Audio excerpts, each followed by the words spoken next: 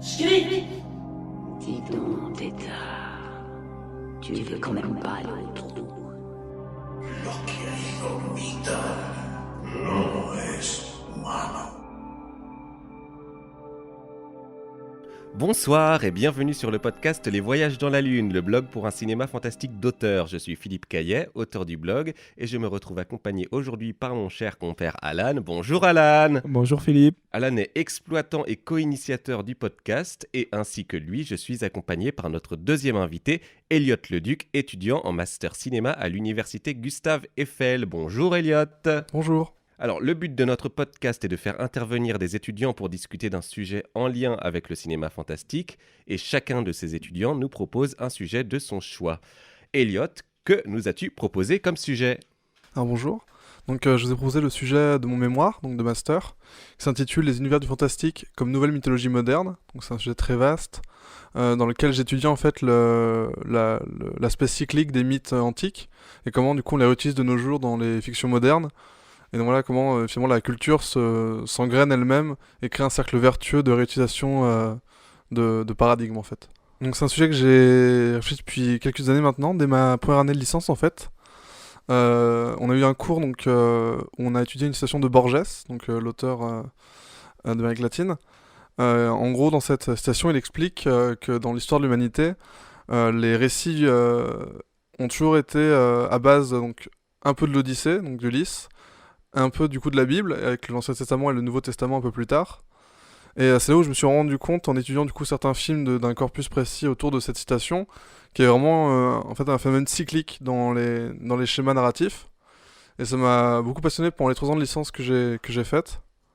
Et donc quand je suis arrivé en master, j'ai choisi ce sujet de mémoire-là précisément, parce que c'est ce qui m'intéressait d'étudier, dans un aspect plutôt pop culture, parce que je suis un très grand fan du coup d'univers du fantastique et de science-fiction.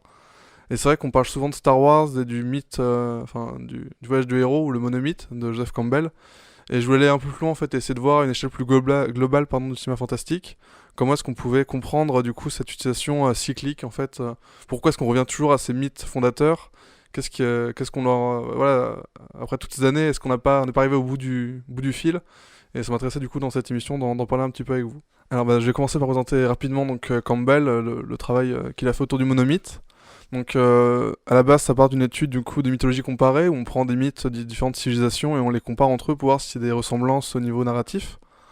Et à partir de ces études en fait, Campbell il a commencé à sentir qu'il y avait quelque chose qui se répétait. Et il a écrit un livre qui s'appelle le héros aux 1001 visages, donc, qu'on appelle aussi Voyage du héros, le récit initiatique tout simplement en fait, c'est cette structure-là qu'il a mis en place. Et qui donc depuis ses écrits ont été vraiment repris, dès qu'on parle un peu de Star Wars ou de romans jeunesse, souvent c'est des choses qui reviennent.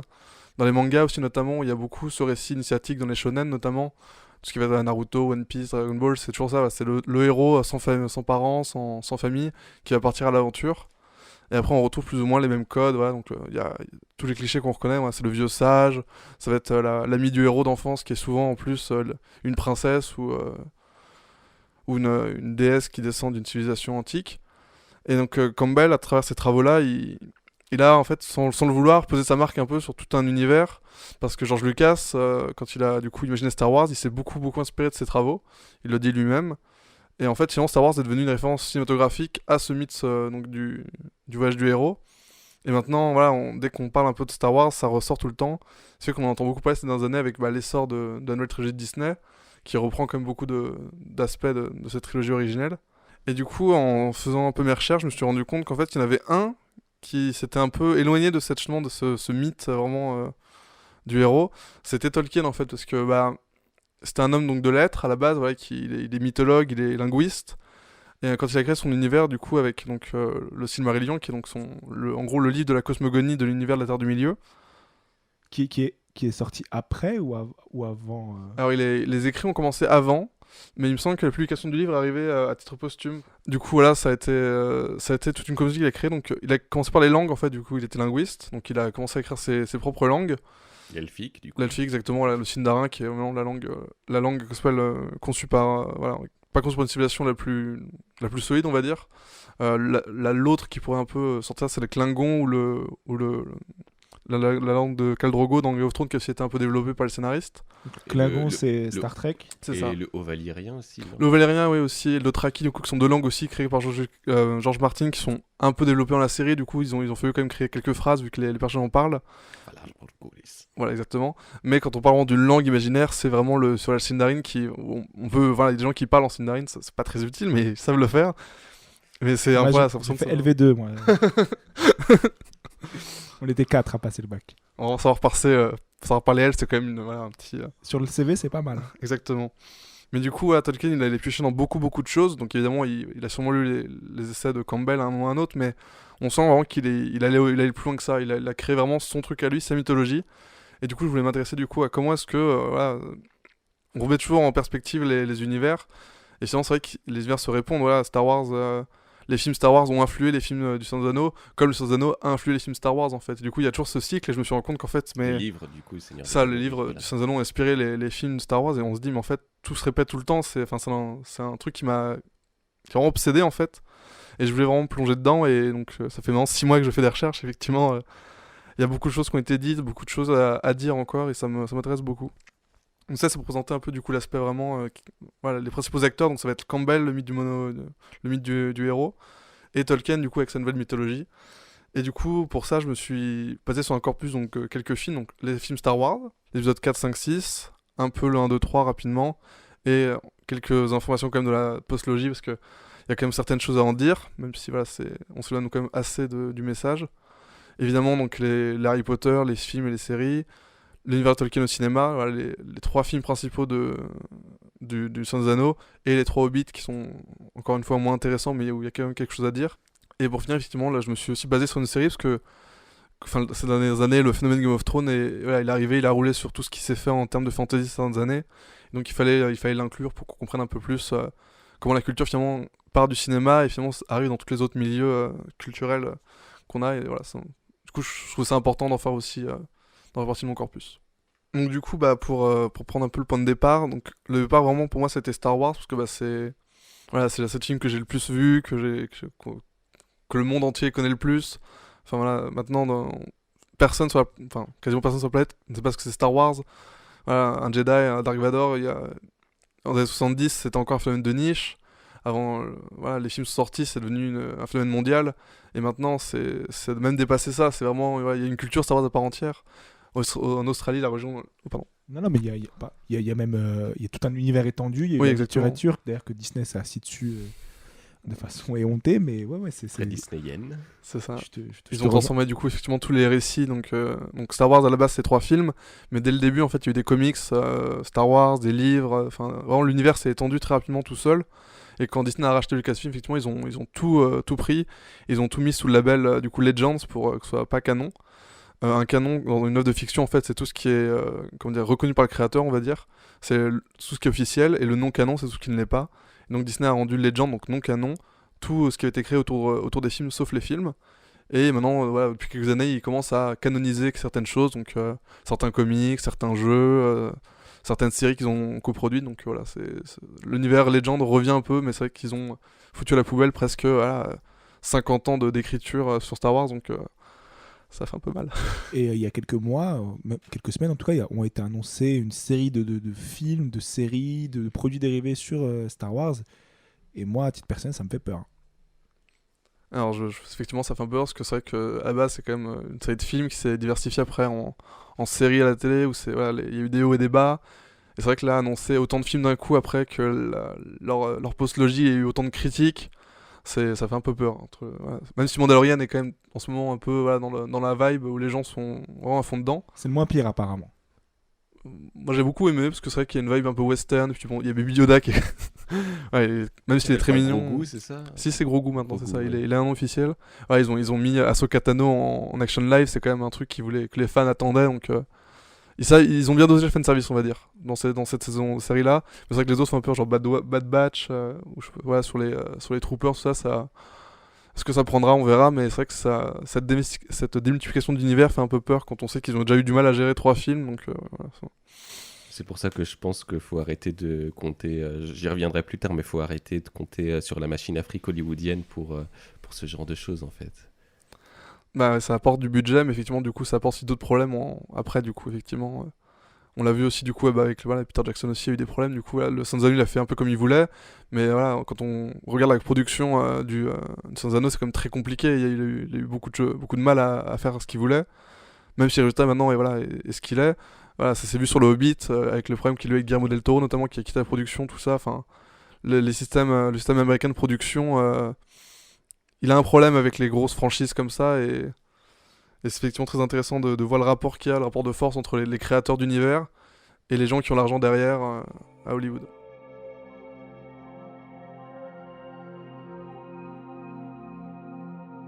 C'est assez intéressant cette question de canonicité parce que je trouve on peut la mettre en parallèle avec la question de la foi parce que c'est une question de foi finalement. Certes, on met un label sur quelque chose, mais ça renvoie toujours à ce que le spectateur va choisir de croire ou de ne pas croire sur la continuité narrative d'une œuvre. Et c'est assez intéressant parce que si on revient aux mythologies antiques, la foi, la religion, c'était intrinsèquement lié à la création narrative, à la création artistique. Et c'est intéressant parce qu'aux quatre coins du monde et au fil de l'histoire, l'homme a systématiquement prouvé son besoin de mythes, non seulement pour donner un sens au monde qui l'entoure et même au-delà, comme par exemple la mort, mais aussi pour donner un sens à sa propre, à ce qu'il crée de lui-même. Par exemple, les mythologies sont souvent la fondation de la culture et de la civilisation et vont jusqu'à alimenter la créativité d'un sens du spectaculaire qui est absolument dément. Il n'y a qu'à voir par exemple les architectures antiques, égyptiennes, aztèques, mayas, perses, romaines, évidemment, tout ça. C'est que la religion, la foi et la mythologie ont joué un rôle absolument central dedans. Et les grandes épopées grecques, donc les premières auxquelles on pense, c'est l'Iliade et l'Odyssée de Homère, qui sont à la source même du terme épique, donc les épopées. Ce terme épique, il est encore en vigueur de nos jours pour désigner, entre autres, les grandes sagas de blockbuster qui relatent de grands récits héroïques. Et dans ces épopées, dans les épopées antiques, par exemple de la Grèce antique, on avait des dieux tels que Athéna et Poséidon qui s'impliquaient personnellement et qui jouaient un rôle crucial dans les conflits des mortels. Donc en fait, dans ces cultures ancestrales, la fonction spirituelle de la religion est liée de manière totalement assumée au besoin presque anthropologique, je pense, de se raconter des histoires et de se laisser aller à un débordement d'imaginaire, de créativité et de spectacle, un truc qui existe encore aujourd'hui et qui existera tant que nous, on sera sur cette planète. Parce que, comme j'ai dit, voilà, cette fixation mentale sur la question de la canonicité, elle est vraiment symptomatique de ça. Maintenant, si on compare tout ça avec les religions monothéistes et qui ont façonné nos sociétés actuelles, on se rend compte que les règles ne sont pas vraiment les mêmes. C'est-à-dire que la théologie remplace la mythologie.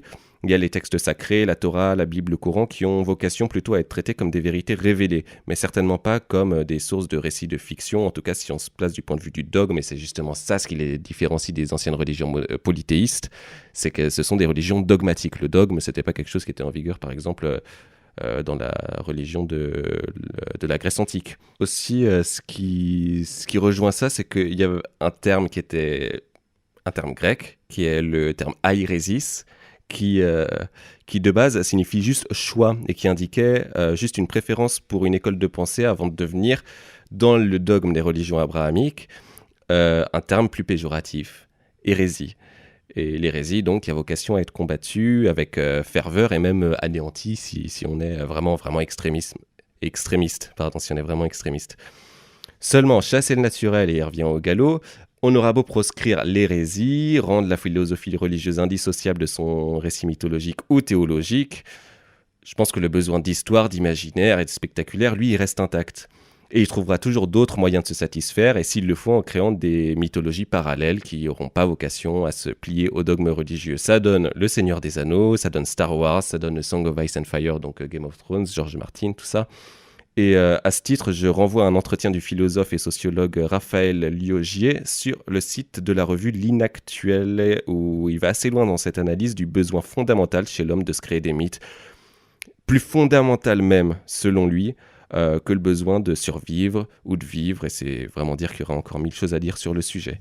Non, mais c'est intéressant ce que tu dis, Philippe, parce que pour Star Wars, pour tous ces films qui ont créé leur propre mythologie, il y a vraiment la communauté qui excommunie... De l'anneau. Ouais, de l'anneau. ça a changé maintenant. Hein.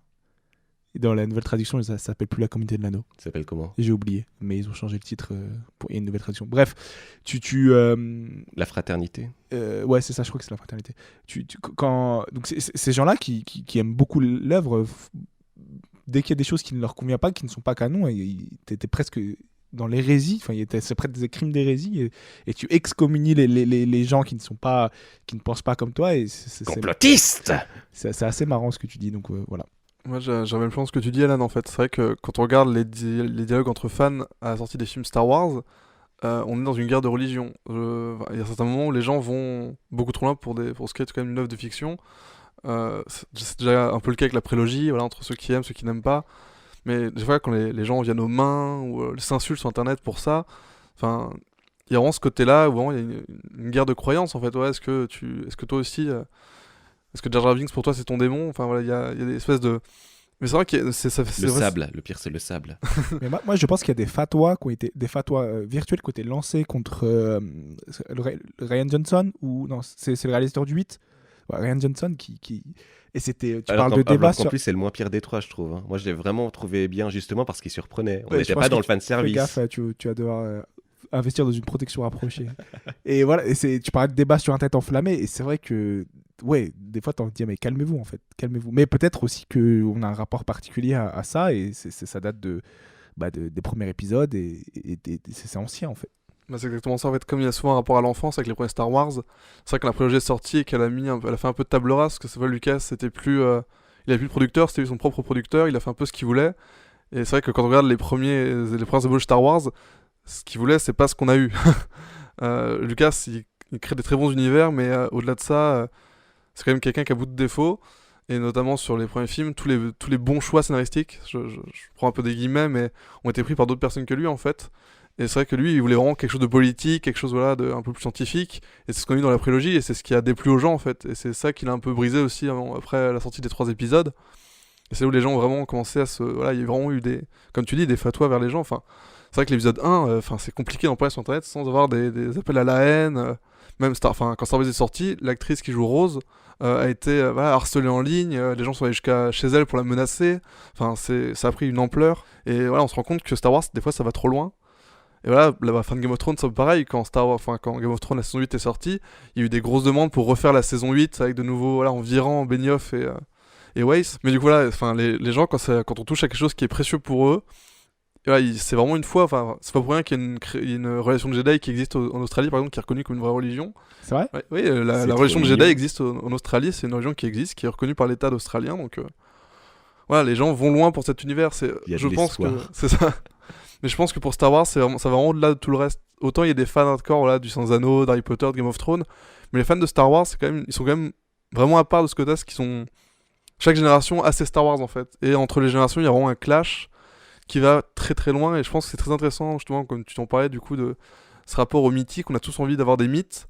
Et du coup, chaque génération a ses mythes. Voilà, les 70, ça a eu le Star Wars 4, 5, 6. Moi, dans les années 2000, j'avais le Star Wars 1, 2, 3. Et les gens qui sont nés en 2010, ils ont eu Star Wars 7, 8, 9. Et pardon, je fais juste une incise, mais c'est juste très drôle de voir comment les épisodes 1, 2, 3 sont réhabilités à l'aune des épisodes 7, 8, 9, alors qu'ils étaient décriés il y a 10 ans à peine. C'est vraiment ce côté-là qui m'intéressait avec Star Wars, c'est comment un récit aussi fondateur, parce que là, c'est le voyage du héros, c'est l'exemple type du voyage du héros. Quand on pense quand on décrit le voyage du héros, on prend l'exemple de Star Wars, parce qu'il y a tous les éléments. Il y a Luke, jeune fermier qui a perdu ses 2 parents. Il y a une princesse à secourir, princesse Leia. Le vieux sage Ben Kenobi, il y a vraiment tous les éléments qui sont là.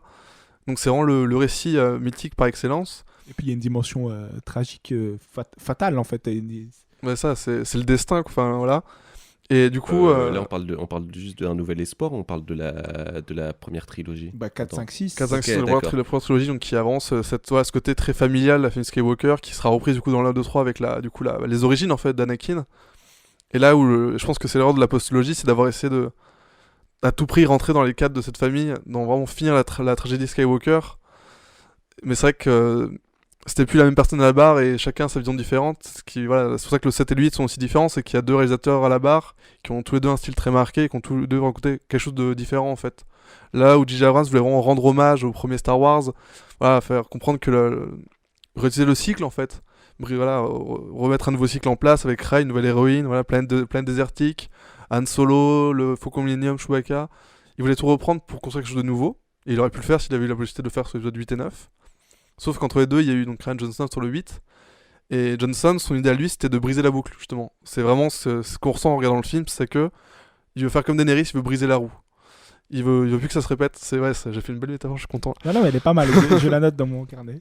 Mais voilà, mais du coup, il a voulu tout briser. C'est pour ça que voilà, dès le début du film, la première action qu'on voit de Luke, qu'on n'a pas vu de tout le film 7, c'est de prendre son sabre laser et de le jeter. C'est un geste qui a été tellement critiqué sur internet. Oui, c'était pris comme un gros fuck, ça. Vraiment, voilà. Ce que c'était d'ailleurs, je pensais, c'est ça ce qui était bien, c'est ça ce qui m'a fait marrer. Ouais, c'était un peu le cas sur moi, mais voilà, c'est que les gens ont pris personnellement. Voir Luke, leur idole d'enfance, jeter son arme, ça leur a brisé le cœur et voilà, c'est quelque chose que je comprends. Mais de là, en venir du coup sur internet à vouloir refaire le 8, à justement le décanoniser comme c'était demandé, ça va trop loin pour quelque chose d'intéressant. Star Wars, finalement, je vais regretter d'avoir dit ça, mais c'est toujours la même chose. Le Star Wars 1, 2, 3. Enfin, on peut calquer l'évolution d'Anakin en miroir de celle de Luke dans le 4, 5, 6. Donc c'est très intéressant, effectivement. Je dis pas que c'est mal, mais il fallait que pour le 7, 8, 9, on se renouvelle, on change du coup ce paradigme.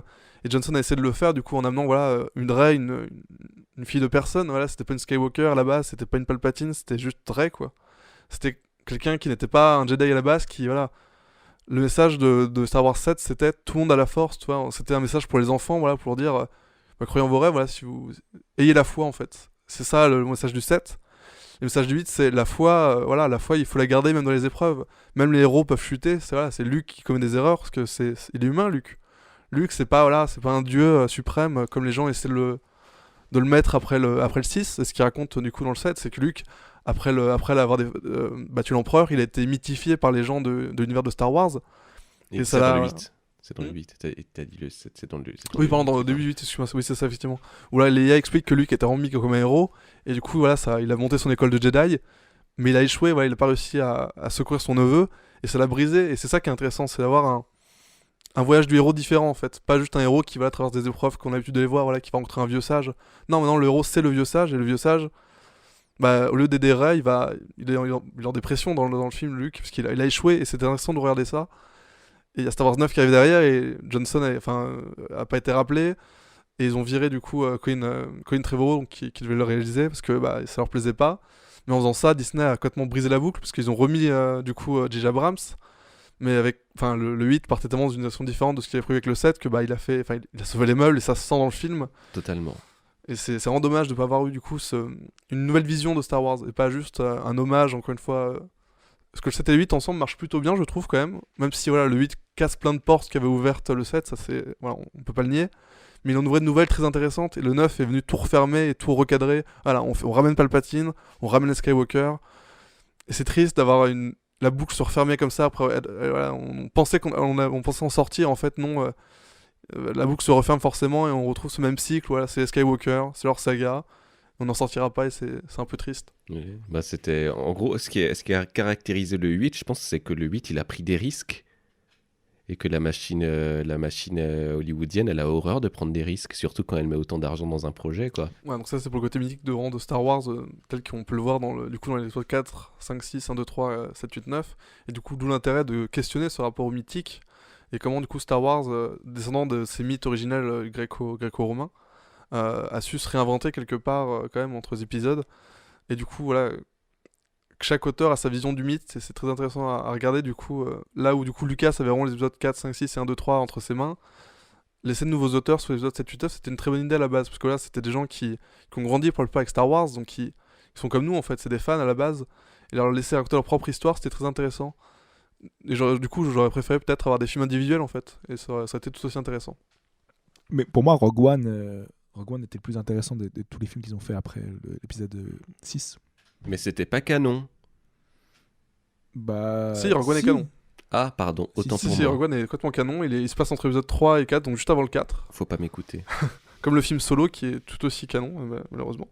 Tout ce que fait Disney est canon en fait. Ouais, maintenant. Oui, c'est la dictature. C'est comme C'est comme la mainmise d'une famille royale sur le clergé. Bah, c'est la Main Blanche de Saruman, c'est eux qui tamponnent tout ce qui est canon, tout ce qui ne l'est pas. Donc c'est eux qui décident. Et du coup, pour parler d'une autre mythologie adaptée au cinéma, quand on pense mythologie, on pense du coup Tolkien souvent.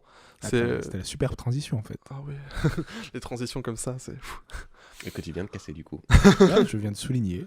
C'est très bien. Et du coup, c'est vrai que quand on parle du mythe adapté à l'écran, c'est vraiment le mythe du Seigneur des Anneaux qui est... Bon, pour moi, c'est le livre un peu le plus incroyable jamais écrit, mais ça c'est une autre question. Mais du coup, l'adapter, ça partait d'une... Enfin, rien qu'y penser, ça donne un vertige d'adapter ce gros paquet. Mais en fait, voilà, les films sont les plus grandes réussites de la pop culture moderne. Voilà, quand les gens ils connaissent tous les répliques par cœur. Je sais pas si vous avez fait au Grand Rex, il y a quelques années, ils ont passé du coup les 3 films en version longue. L'ambiance dans la salle, tu vois, c'est bah, c'est incroyable. J'y étais du coup avec des amis et enfin voilà, quand Gandalf crie vous ne passerez pas, c'est une salle de 1500 personnes qui crient ensemble vous ne passerez pas. C'est pour Frodon, c'est vibrant et on se rend compte que les gens sont vraiment passionnés par enfin il y a quelque chose de très comment dire, très personnel en fait dans leur rapport au film. Et du coup, c'est intéressant parce que Tolkien à la base, il écrit donc le Hobbit, il l'écrit pour ses petits enfants, c'est une petite histoire qu'il écrit donc au début dans un trou il y a un Hobbit, c'était pour ses enfants. Et le Seigneur des Anneaux, à la base, il l'a pas forcément écrit pour que c'est du succès, il l'a écrit pour... Vous savez, il faisait partie d'un cabinet d'écriture avec C. Lewis aussi, qui a écrit Narnia. Ils étaient très amis tous les deux. Et voir l'ampleur que ça a pris, alors que c'était quelque chose de niche à la base, comme les livres. Bon, Donjons et Dragons a beaucoup aidé à répandre cet univers aux États-Unis. C'est vrai qu'en Europe, bon, ça a du mal à prendre, je trouve, en tout cas, quand on regarde un peu les chiffres. Mais à partir des films, c'est l'explosion. Enfin voilà, les costumes d'elfes en convention se démultiplient.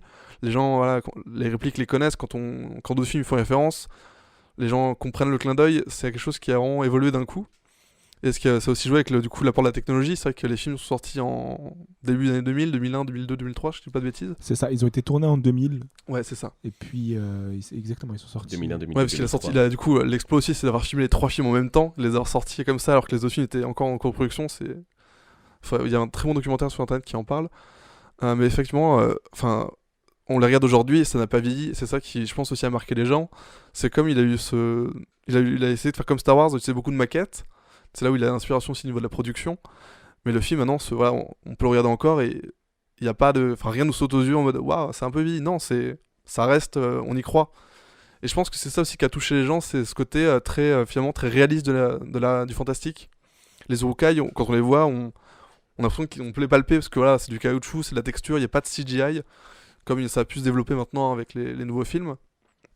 Et je pense que ça se sent beaucoup. Et donc c'est intéressant du coup d'avoir pris, voilà, Tolkien, c'est quand même le vieux papy. Voilà, il est linguiste, il s'est beaucoup servi des mythes nordiques qui sont quand même très peu connus en France et aux États-Unis. Voilà, mais quand on regarde un peu ses inspirations, c'est quand même très germanique tout ça. Middle-earth, la Terre du Milieu, c'est Midgard en fait dans la mythologie nordique.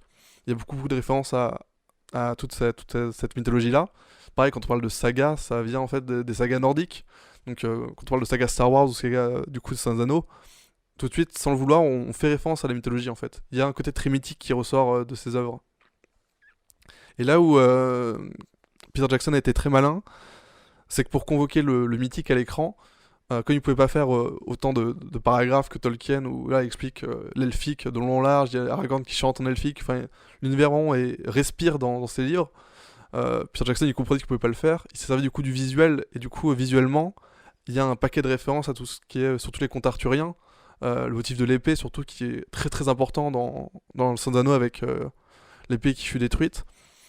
Et donc c'est très intéressant de voir au niveau du coup plutôt pictural ce qu'a fait Jackson pour du coup se démarquer un peu de Star Wars déjà en termes de saga, pour pas refaire un voyage du héros aussi basique, voilà, que Frodon soit pas un nouveau Luke, mais aussi en termes du coup esthétique, comment est-ce qu'on peut faire pour adapter un univers de fantastique aussi massif que celui de Tolkien en 3 films bon, la version longue font 4 heures donc il triche un peu, mais ça reste quand même un exploit.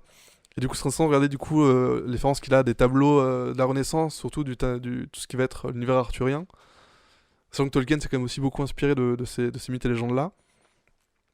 Et donc c'est aussi ce qui m'adressait du coup en traitant ce pan-là du coup de la mythologie moderne. Moi, j'ai une question à te poser sur... Est-ce que tu sais comment s'est fait l'adaptation? Parce que moi, pour avoir lu et vu les films, je sais qu'il y a des passages entiers qui ont été éludés. Et qu'est-ce que tu as à dire sur l'adaptation? Alors c'est vrai qu'il y a... En fait, dans les documentaires, souvent qui parlent, donc, par exemple, je pense au documentaire Le Hobbit, qui revient un peu sur la création du coup, des livres, puis des films de Peter Jackson, et un travail de recherche qui a été fait par, je crois que c'est, j'ai oublié son nom, il a une chaîne YouTube où il parle de VFX à la base, il est revenu sur la production du coup de Seigneur des Anneaux, et il parle un peu justement du principe d'adaptation. C'est vrai que c'est quand même un énorme pavé, et c'est vrai qu'il n'y a pas beaucoup d'informations, on sait pas trop comment Jackson a sorti son scénario. Je pense qu'il a été aidé de beaucoup d'équipes d'écriture, mais ils ont éludé finalement énormément de choses quand même. Mais c'est vrai que Tolkien, il a un style d'écriture qui est quand même très évasif. C'est souvent une blague qui revient quand on parle des livres, c'est que les 30 premières pages, c'est un pied de Hobbit qui est décrit. Et c'est vrai qu'il a beaucoup de descriptions en fait, Tolkien. Et ce qui a beaucoup aidé en fait Jackson, c'est que du coup, finalement, en recréant un univers visuel aussi convaincant grâce à notamment du coup les deux concept créateurs donc qui sont John Ho, il me semble que c'est ça son nom, qui fait l'illustration de Tolkien, qui a beaucoup aidé du coup dans la conception des designs, des villes, des armures. Et bien en fait, comme ça, il peut couper rapidement dans le roman, vu que tout ce qui va être la partie description, lui, il le montre à l'écran, il a pas besoin de le dire. Du coup, ce qui fait que finalement, il a pas coupé tant que ça, en fait. Il y a beaucoup de passages qui sont, voilà, notamment là, par exemple, à Fontcombe, il y a beaucoup de personnages qui sont effacés. Du coup, le conseil du coup d'Elrond, c'est vrai que quand on pense au film, dans les livres, c'est très différent. Il y a beaucoup de personnages en plus, c'est beaucoup plus long, il y a beaucoup de dialogues. Le film fait ce genre de choix du coup de supprimer certains personnages. Pareil, c'est Arwen qui vient sauver Frodon après qu'il soit fait piquer par les Nazgûl. Dans le livre, c'est complètement différent, elle est pas du tout là.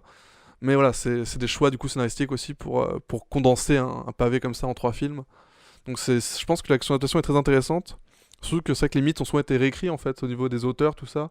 Chaque auteur a un peu sa version. Je pense notamment à Ovide qui voilà, a pris tous les mythes grecs, qui en a fait des mythes romains en découpant un peu tout. Donc c'est intéressant, la question de réécriture en fait se pose régulièrement en fait, c'est vrai que, et du coup pour savoir c'est un peu pareil. Je refais un petit bond en avant, voilà, c'est Johnson et Abrams, ils ont 2 visions différentes, c'est très intéressant de les voir réadapter à leur sauce l'univers qu'on connaît tous. Et du coup Peter Jackson s'est réapproprié complètement l'univers de Tolkien. Vraiment quand on pense, voilà, quand je parle de tenue elfique, les gens ils ont des images en tête du film de Peter Jackson, alors que des fois dans le livre c'était un peu différent, voilà, certaines armures sont complètement différentes au niveau des descriptions, mais pour des raisons soit de production budgétaire ou visuelle, ils ont fait des choix maintenant qui sont ancrés dans la tête des gens. Sauron, l'image qu'on a tous en tête quand je vous dis le prénom Sauron, c'est le gros casque avec l'armure. C'est la version du film, elle est indissociable de ce personnage-là. Quand on parle des jeux, du coup, là, je pense au jeu La Terre du Milieu, l'ombre du Mordor et l'ombre de la guerre. Sauron, il est comme dans les films, même dans les jeux Lego, voilà, ils ont essayé de coller au plus au film. Là où par exemple les jeux Lego Harry Potter essaient des fois de faire des petites références aux livres un petit peu ou quoi. Là non, les jeux collent au film vraiment, parce que c'est ce qui a marqué l'imaginaire collectif, c'est les films de Peter Jackson. L'univers de Tolkien maintenant est indissociable de Jackson. C'est pour ça que quand la série Amazon a été annoncée, les gens ont peur, et à raison, parce que c'est vrai que Jackson il a montré vraiment... il a créé une nouvelle identité visuelle en fait, et une identité en fait propre de l'univers Tolkien au cinéma. Donc la série, moi, elle me fait peur. Mais juste, non, t'es complètement d'accord sur la série et puis la façon dont ça s'est vendu, c'est-à-dire qu'ils ont attendu la mort du fils de Tolkien, Christopher, qui gardait les droits. Puis les enfants de Christopher, une fois morts, ils sont pressés de vendre Amazon pour un montant assez important, il me semble. Je ne l'ai plus en tête, mais c'était vraiment important. Mais moi, moi, j'ai peur pour toutes les raisons que tu as annoncées, mais quand même, je trouve que le format de la série est peut-être plus adapté au Seigneur des Anneaux. Surtout que une des premières adaptations du Seigneur des Anneaux, c'était quand même des épisodes de radio, si je dis pas de bêtises. Ouais, il me semble que c'est ça aussi, effectivement, cet épisode de radio où les gens, ils lisaient pas le livre, mais ils lisaient une version du livre un peu raccourcie, effectivement, à la radio. Du coup, ouais, la série Amazon, du coup, qui était annoncée, elle fait un peu peur parce que, du coup, on a peur que l'univers visuel soit trahi. Et c'est l'univers qu'on a tous en tête, qui nous a tous bercés. Ça peut être très intéressant ce qu'ils peuvent en faire. Effectivement, comme tu le dis, Alan, en série, ça peut être tout aussi intéressant. C'est vrai que c'est un univers quand même très vaste, et donc qui s'approprie bien du coup à un format du coup sériel, où on peut découper en épisodes d'1 heure, voilà, certains passages. Surtout que là, du coup, il me semble que c'est le 2e âge qui va être adapté. Du coup, on a quand même Galadriel qui sera là, donc ça se passe pas non plus trop loin en arrière, mais c'est pas non plus l'époque qu'on connaît. Donc il y a des choses à faire, voilà, faut juste voir qu'est-ce qu'ils vont en faire. Est-ce que ça va être... Voilà, est-ce qu'il y aura le budget nécessaire? Est-ce qu'il y aura l'envie nécessaire? Ou est-ce que vraiment c'est la zone qui saute sur l'occasion de se faire de la thune facile en reprenant une licence que les gens adorent? Et du coup, très bonne tradition avec Game of Thrones, du coup, effectivement, qui est donc une série qui a commencé en 2011, si je dis pas de bêtises, au niveau visuel, qui a adapté donc des romans, A Song of Ice and Fire, donc Game of Thrones, la langue de Shakespeare, qui sont devenus un phénomène mondial depuis maintenant, ça fait quasiment 10 ans maintenant. Bon, depuis la fin de la saison 8, effectivement, le soufflet est un peu retombé, mais pendant bien 8-9 ans, ça a été le phénomène culturel mondial le plus... Voilà, les gens parlaient tout le temps de Game of Thrones en permanence. Dès qu'une saison finissait, on parlait de la suivante qui allait arriver. Enfin, il y avait un engouement assez incroyable autour de la série. C'était insoutenable. Moi, Mais vraiment là, les gens faisaient des théories à la cour de récré des collèges et des lycées, ça parlait que de Game of Thrones. Enfin, moi, je l'ai vécu vraiment en tant que lycéen et collégien. Enfin, c'est vrai qu'à partir du moment où on est assez grand pour regarder la série, la comprendre, on ne parlait que de ça tout le temps, en permanence. C'était un phénomène vraiment incroyable. Voilà, il suffit de voir quand Maisie Williams, donc l'actrice de Arya, a été invitée à la Comic-Con, les ventes de places ont explosé. Jusqu'à qu'elle annule sa venue. Ce sont les rêves de Millie et John, mais il y a vraiment eu un engouement pour la série. Et on comprend, parce qu'effectivement, c'est de la fantasy encore, et la fantasy est un genre qui avant était une sous-culture, qui est maintenant devenue une culture en primaire, où là, il y en a partout, dans les jeux vidéo, dans les livres, voilà. Jusqu'à récemment, les livres les plus vendus, c'était quand même les Harry Potter. Il y a vraiment cet engouement qui est arrivé au début, fin 90, début des années 2000.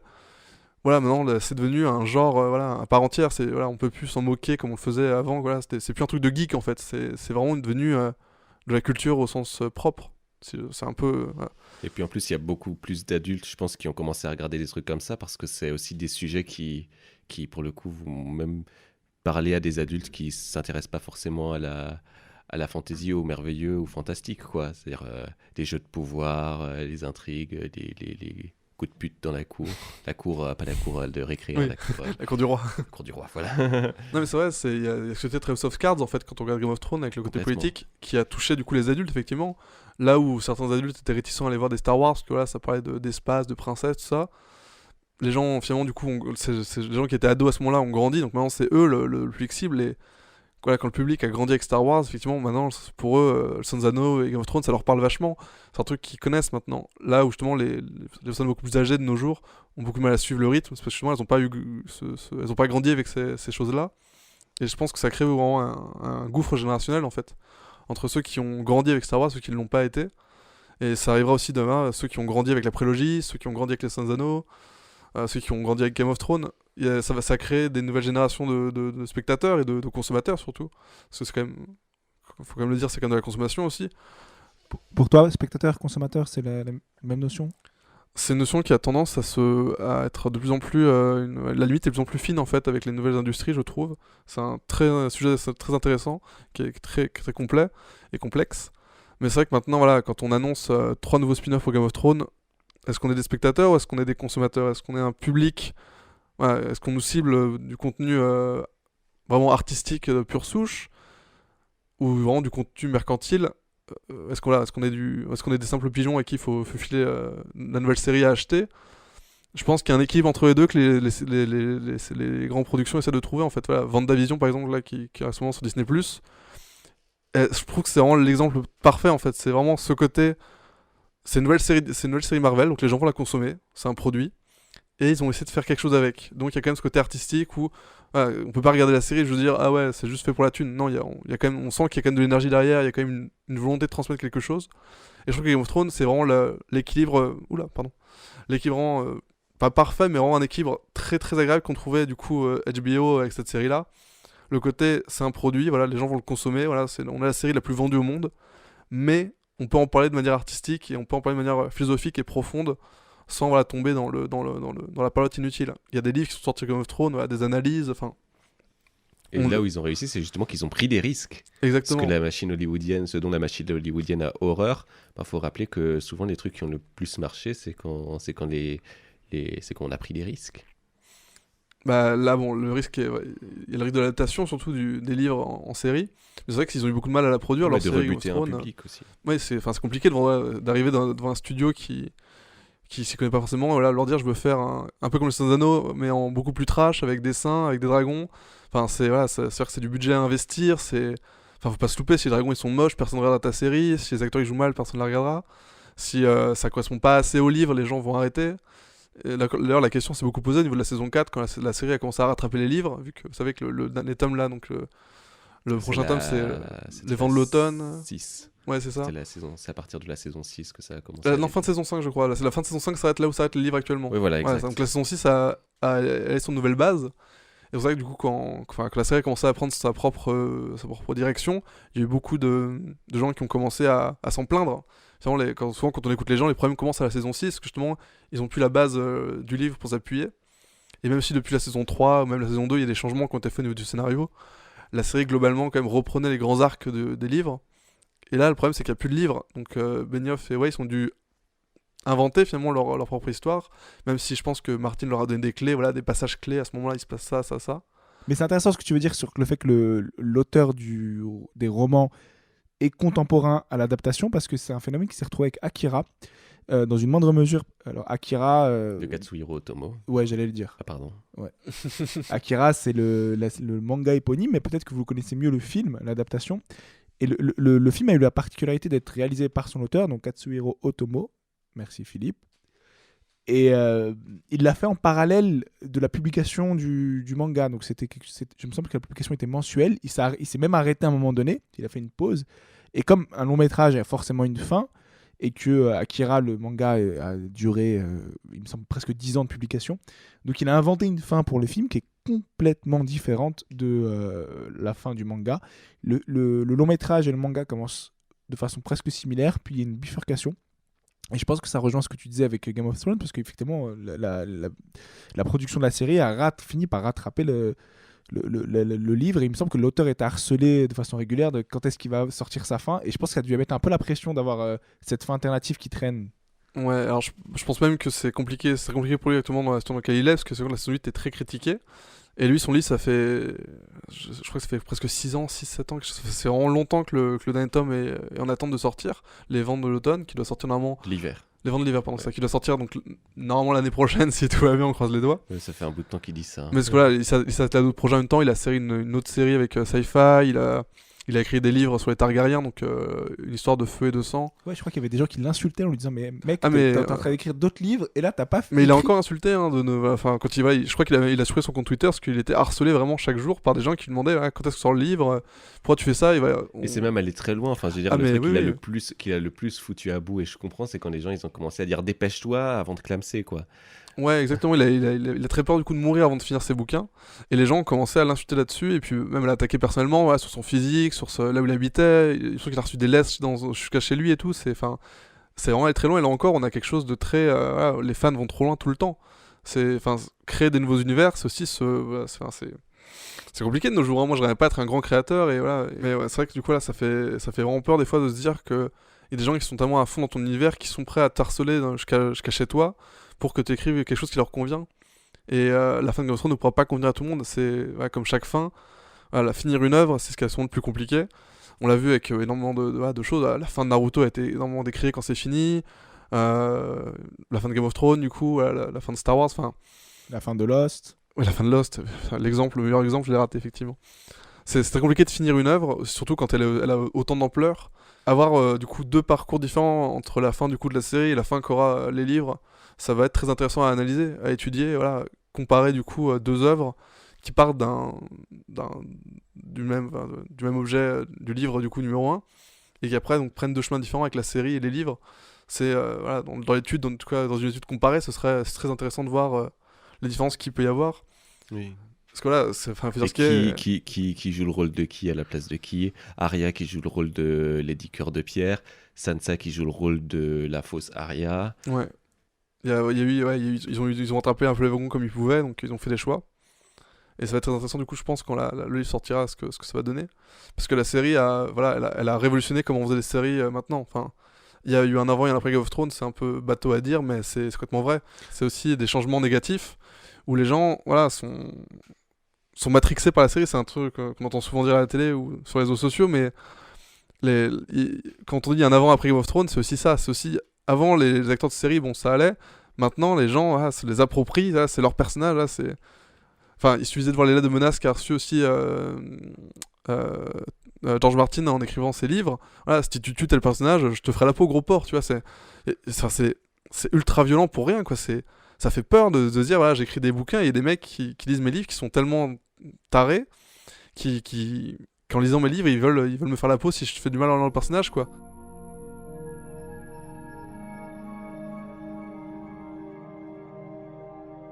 pense que sur les diverses choses dont on a parlé, les divers types de sagas, les divers types de mythologie moderne dont on a parlé, il y en a un qui est assez important, mais dont on n'a pas beaucoup parlé, c'est les super-héros. Parce que l'univers qui cartonne le plus, je pense, en termes commercial, sur toutes ces sagas, c'est quand même l'univers cinématographique Marvel.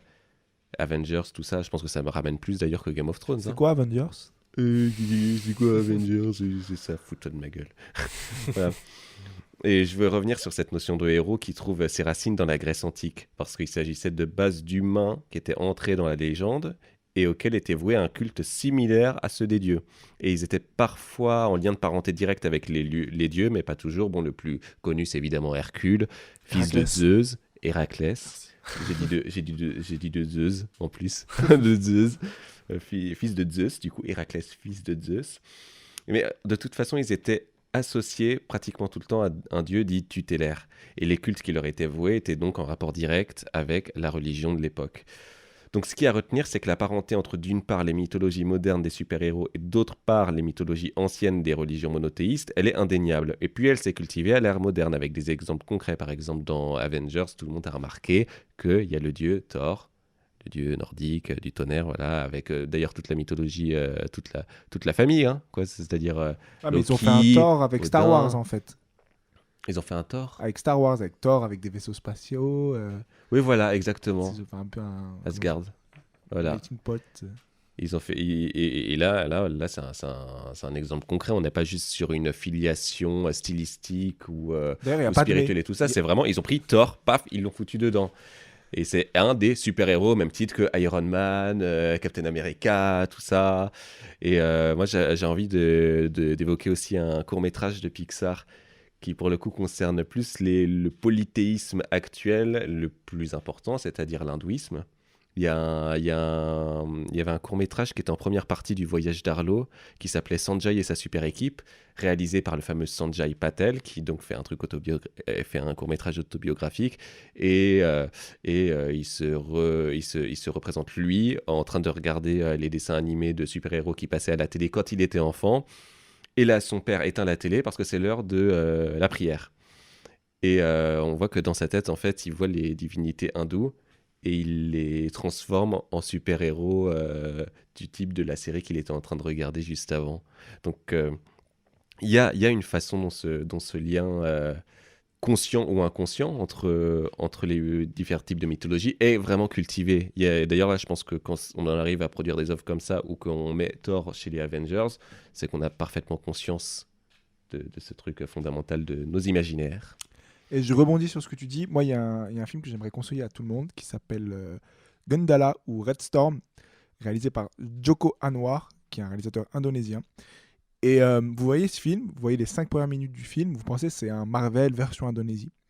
Parce que même ça commence comme un Marvel avec vous savez, le logo là, avec les dessins en comics et avec la musique un peu avec les violons agressifs.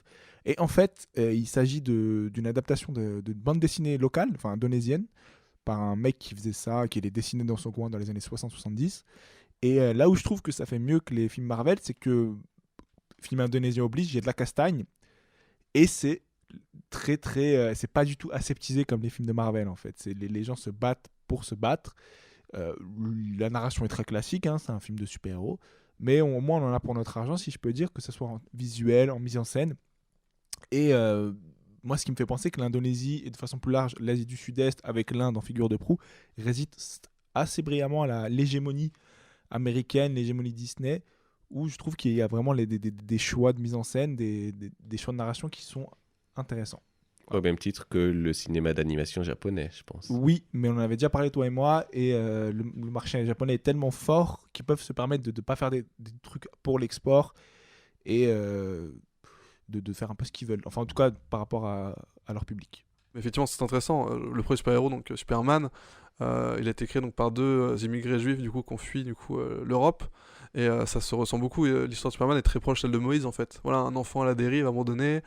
Il y a le mythe du golem, il y a les mythes du coup grecs aussi, avec un peu le côté Hercule, super-héros, tout ça. Donc effectivement, quand on parle de super-héros, on parle de mythologie en fait sans le vouloir. voilà, surtout chez DC Comics quand même, faut dire ce qui est.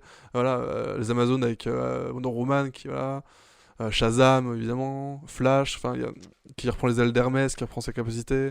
Enfin, il y a vraiment ce côté-là très mythique chez DC. Marvel là aussi un petit peu, effectivement, comme tu dis, il y a Thor qui est complètement une représentation divine. Ils se sont pas cassés la tête. Non, pour le coup, ils ont juste pris Thor. Ils ont pris Thor, voilà. Voilà. Ils l'ont mis dans leur panel, mais surtout, faut remonter loin. Enfin voilà, Thor, c'est les années 70, il me semble qu'il a été créé, quelque chose comme ça.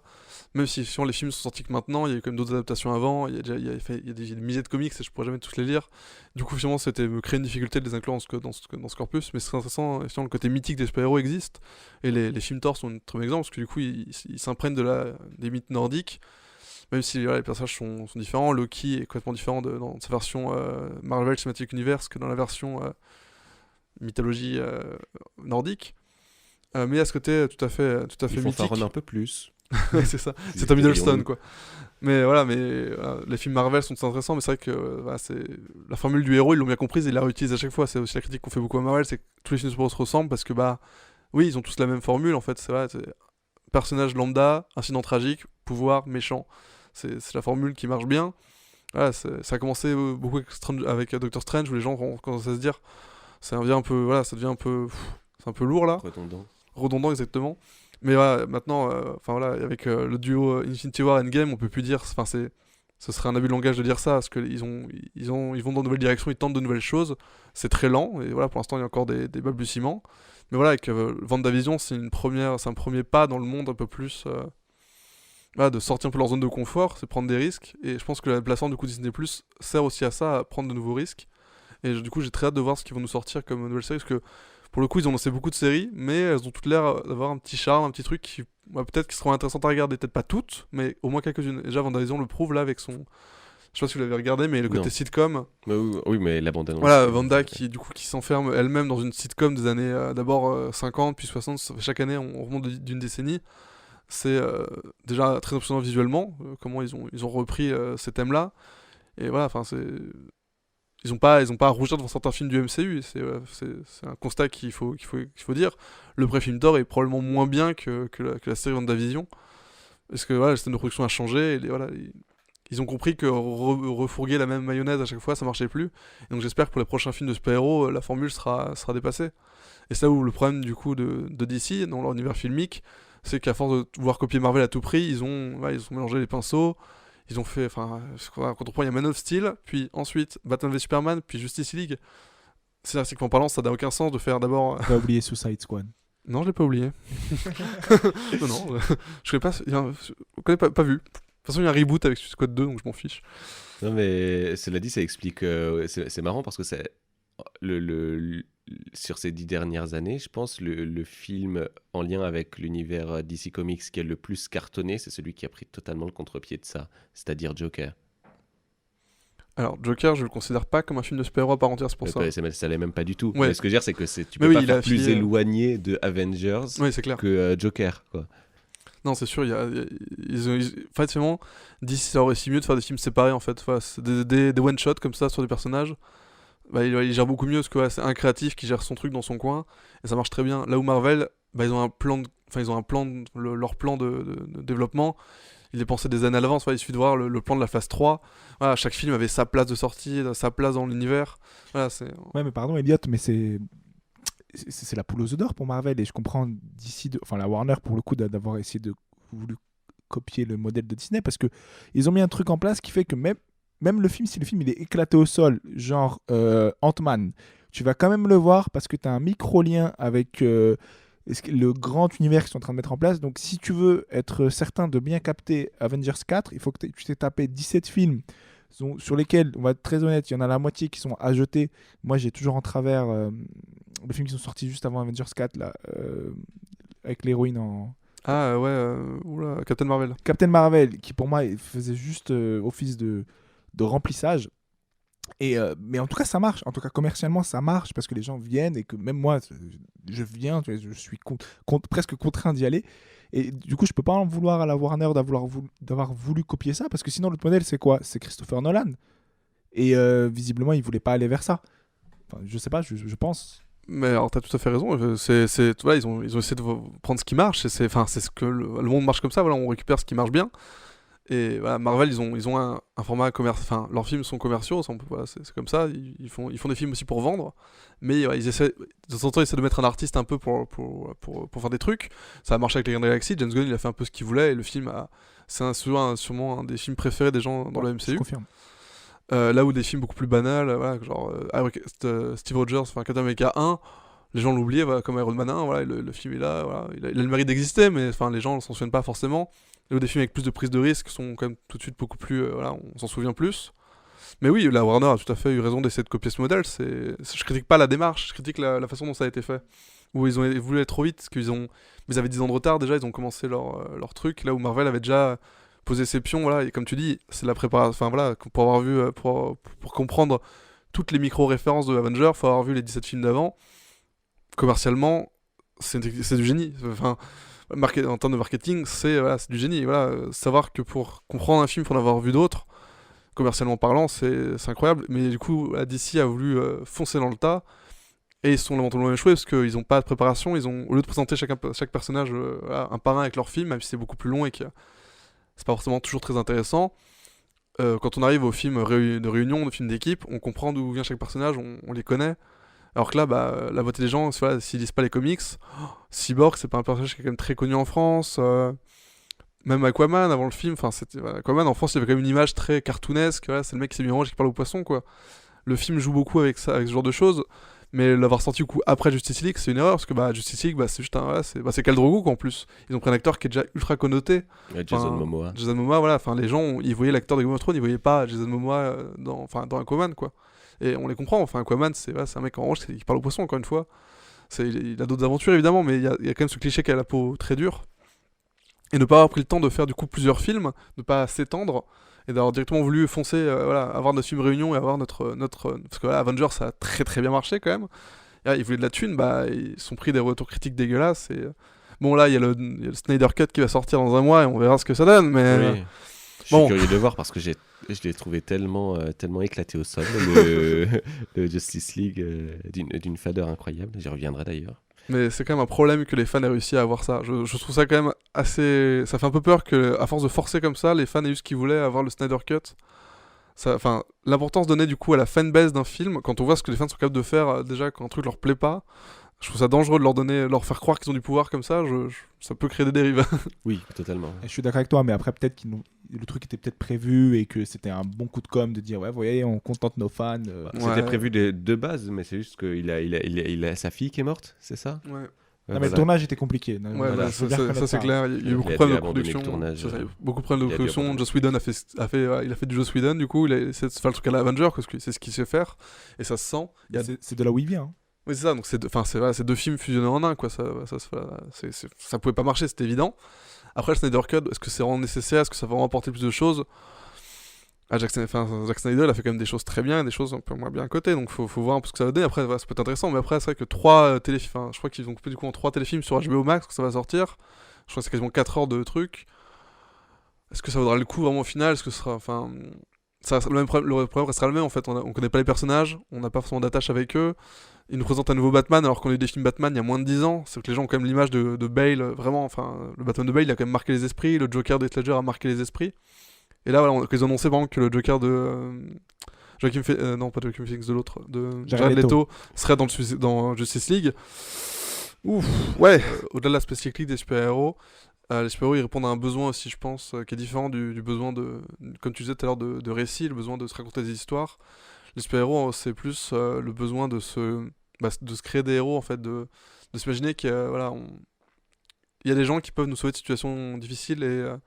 Les super-héros à la base, c'est surtout l'identification qui joue quand on est jeune. Voilà, on veut être Superman, on veut rencontrer Batman. Voilà, il y a ce côté très rapport à la jeunesse qui continue quoi, avec les films Marvel qui sont pas tout public, mais qui parle quand même, qui essaie de parler aux plus jeunes aussi un peu de ce côté-là. Même si ils essaient de s'adultifier, ça se dit pas du tout, mais voilà. On l'a compris. Hein. Voilà, merci. On autorise le néologisme. Merci. Du coup, je dis des trucs. Un par émission. Voilà, j'allais dire le néonazisme. Ah oui, non, là c'est autre chose, ça par contre, on va avoir des problèmes là. Je solidarise complètement de ce personnage. Voilà, du coup, les super-héros c'est très intéressant aussi, mais je les ai laissés de côté du coup pour cette thèse-là. Pour me concentrer du coup sur le rapport au mythique, la boucle, du coup, encore une fois, j'y reviens. Et il y a un film qui, selon moi, représente vraiment cette boucle, le début de la boucle jusqu'à la fin, c'est Ready Player One de Spielberg, sorti en 2018. C'est un film qui a été beaucoup critiqué quand il est sorti. Pas par moi, hein. Moi j'ai tout aimé.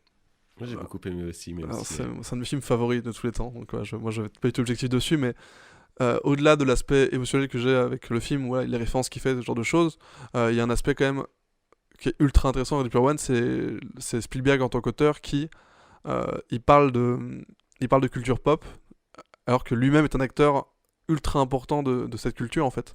Les références de Spielberg dans Ready Player One, c'est les siennes en fait.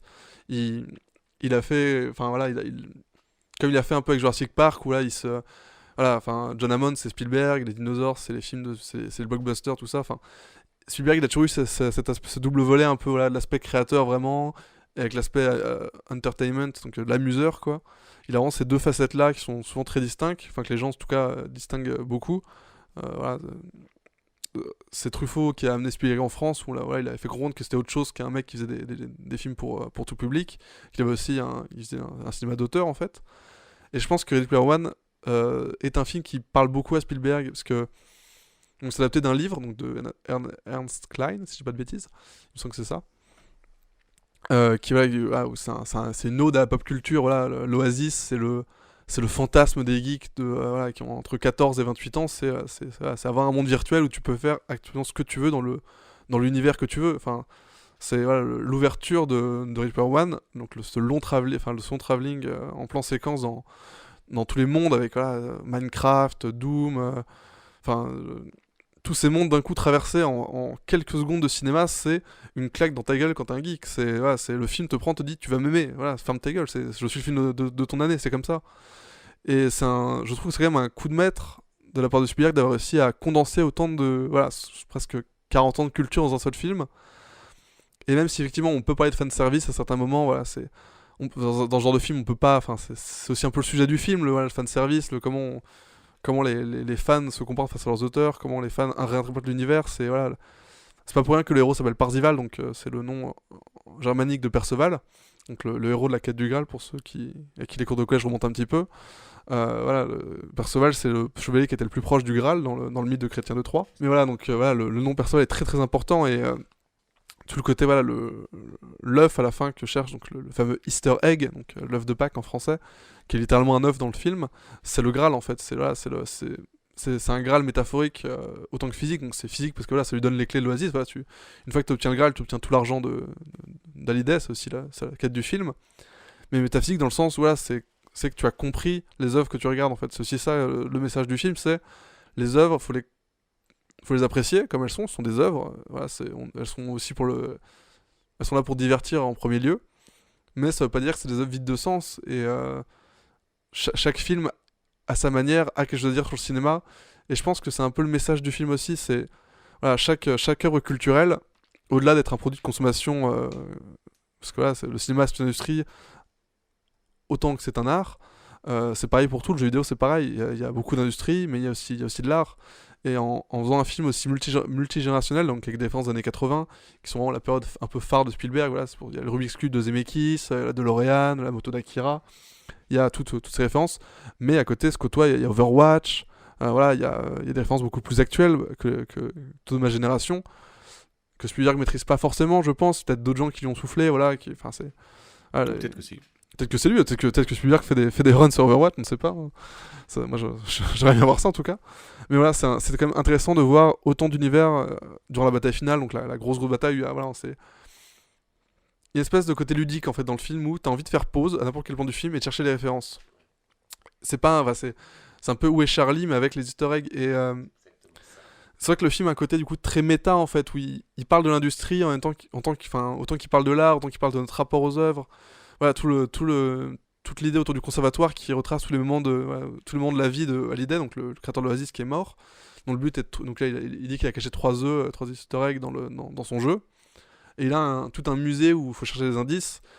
Et voilà, c'est là où le côté ludique, où voilà, nous aussi on est dans l'Oasis en fait, nous aussi on est dans le jeu et on doit chercher les références, on doit montrer qu'on connaît.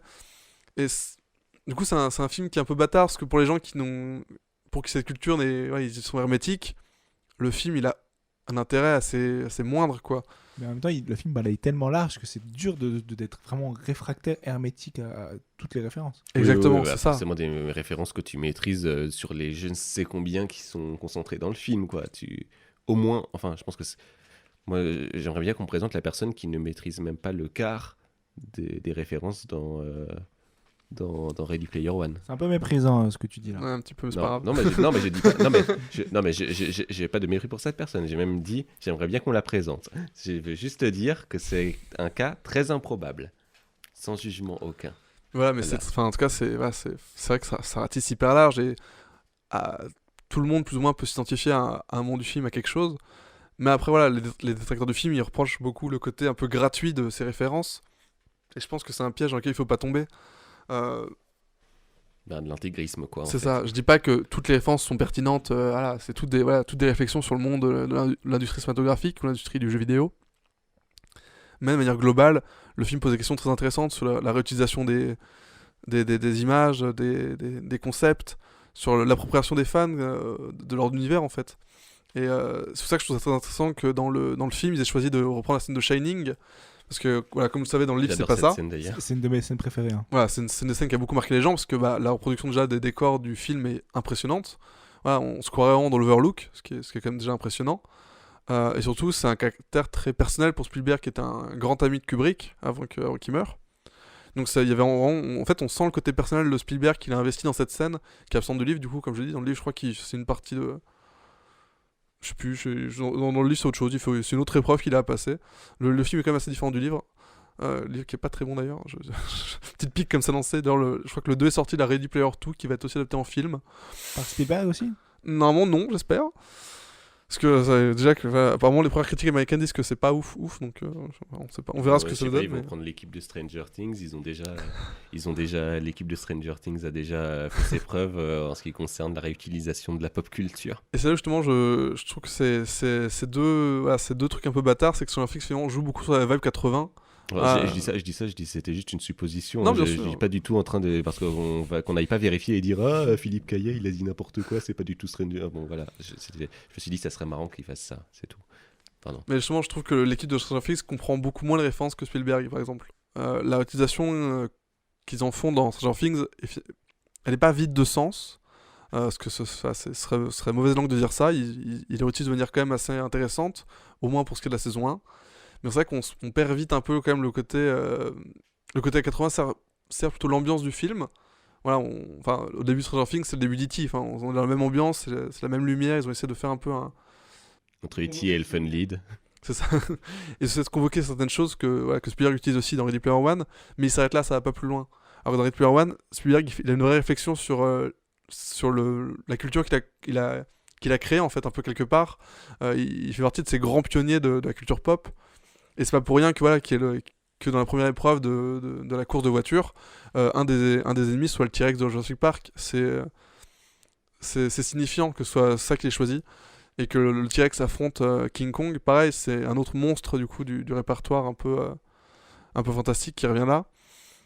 Voilà, le film, à travers ces épreuves, en fait, Perceval, c'est un peu chacun de nous. C'est comment est-ce que dans notre rapport au film, en fait, le film est très manichéen dans le sens où il y a les grands méchants des entreprises d'IOI, International, je sais plus ce que c'est le nom, on s'en fout, qui veulent juste Amazon, quoi. voilà, c'est ça, grossièrement c'est tout ce qui va être Amazon, Google qui veulent pas comprendre, qui s'en foutent, elles sont juste là pour récupérer la thune derrière. Et le gentil petit héros qui a perdu ses parents, qui s'appelle Wade Wilson, voilà, son père l'a nommé comme ça grâce au super héros. Vous savez, dans les Marvel ont souvent Bruce Banner, tout ça. Peter Parker. Exactement, les doubles initiales. C'est un peu, c'est assez cliché, ça marche parce que là on a l'habitude, mais c'est vrai que quand on regarde la structure narrative pure du film, si on enlève tout le reste, c'est quand même ultra banal, ultra cliché, mais c'est pas grave parce que le film parle de ça, et pour en parler, il reprend les codes. Donc c'est pour ça que dire que le film est vide de sens, c'est une mauvaise critique. C'est passer à côté du message de Spielberg, je pense. C'est pas grave, voilà, les films des fois on passe à côté, ça arrive. Mais le film mérite pas tout l'amour. Enfin voilà, il y a eu deux grosses équipes, ceux qui détestaient le film à fond et ceux qui l'ont adoré à fond. Et je pense qu'il faut trouver un juste milieu entre comprendre ce qu'a voulu dire Spielberg, en même temps avoir un recul sur ce qu'il dit, parce que il en parle, mais finalement c'est lui qui, enfin, Spielberg c'est un des premiers aussi à se faire de la thune sur ses films, faire ce qui est, voilà, c'est les gros succès dans de la mer, voilà, c'est lui le nouvel Hollywood aussi, Spielberg, donc voilà, il a toujours eu ce côté ambivalent qui est très intéressant, et je pense que Ready Player One condense un peu ce côté très culturel qu'on a, et c'est ça que je trouve très intéressant à regarder en tout cas. Moi après personnellement je l'aime beaucoup, parce que là il convoque plein de choses de mon enfance, comme tu disais tout à l'heure, c'est vrai que l'enfance c'est le moment où tout se grave dans nos cœurs, dans nos cerveaux.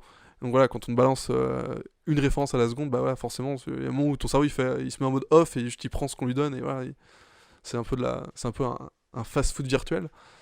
Mais le film va quand même plus loin, et c'est pas pour rien qu'il a été choisi pour être au sujet du bac de cette année. Donc pour ceux qui savent pas, donc il y a 3 films chaque année en spécialité du bac.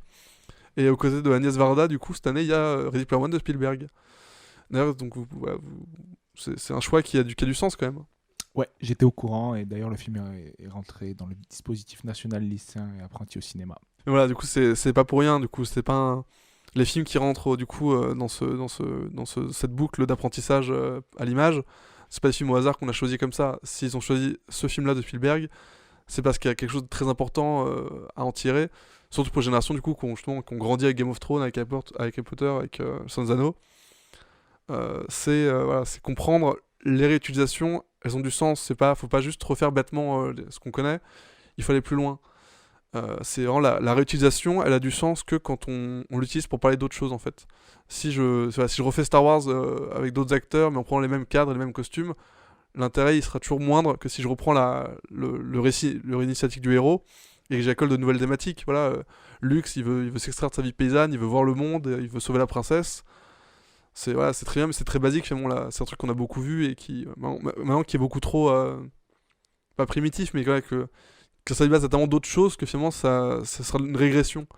Là où justement Star Wars 8, je reviens encore dessus, a essayé de dépasser ce cercle, à aller autre part, voilà, faire de Luke un anti-héros, enfin, pas un anti-héros, mais un héros qui a échoué. Héros déchu. Un héros déchu, là, c'est très intéressant.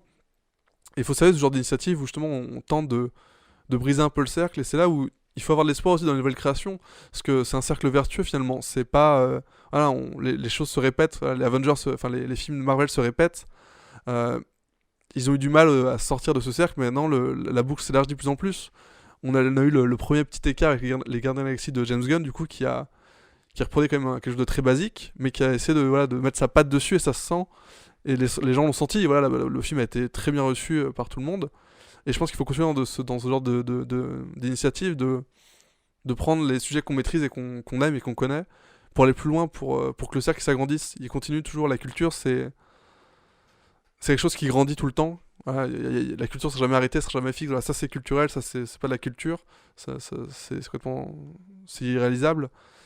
Du coup, il faut comprendre pourquoi on réutilise certaines choses, voilà, pourquoi ça marche, mais il faut pas se contenter de ça, il faut aller plus loin, faut dire quelque chose avec, faut mettre de nouveaux paradigmes sur ces récits fondateurs qu'on a. Et du coup, c'est tout le sujet de mon mémoire, c'est pour ça que j'appelle ça une nouvelle mythologie moderne en fait, c'est parce que l'aspect mythique qui est toujours là, mais c'est l'aspect moderne en fait qui est surtout intéressant dans la phrase. Elles sont modernes parce que on y applique de nouvelles réflexions sur notre société actuelle. On y ajoute nos propres connaissances par rapport à ce qui était dans le passé. Voilà, les mythes grecs maintenant tout le monde les connaît, voilà, on les apprend à l'école, mais les super-héros non, c'est pareil, on les connaît aussi.